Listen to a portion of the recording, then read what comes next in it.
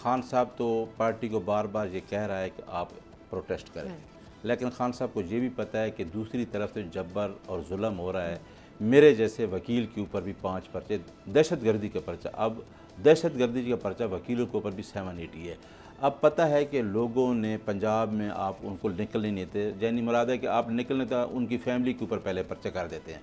तो खान के बेटों का ये कहना था कि अब हम अपने वालिद से भी नहीं पूछेंगे कि एक ह्यूमन राइट्स जो हैं, इंसानी हकूक़ हैं, उस तंजीमों को भी हम मूव करेंगे कि एक फार्मर प्राइम मिनिस्टर है जिसके साथ जबर जुल्म हो रहा है जेल में, जिसको आइसोलेशन में रखा गया है, तो हम अपना मौक़िफ़ जाके बयान करेंगे। यानी वो बैरूने मुल्क अपनी सरगर्मी रखेंगे या पाकिस्तान आएंगे इस तहरीक के लिए? उन्होंने ये भी कह दिया, आपने अलीमा खान की स्टेटमेंट सुनी नहीं है?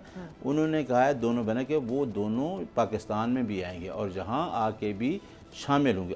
खान की पहली फैमिली तो आपको पता है कि तीनों बहनें सामने खड़ी होती है, वो भी शामिल हैं, और सलमान और कासिम ने कहा कि हम भी वहाँ जाके शामिल होंगे इस तहरीक में। सब्सक्राइब करें और बेल दबाएं ताकि कोई खबर रह न जाए।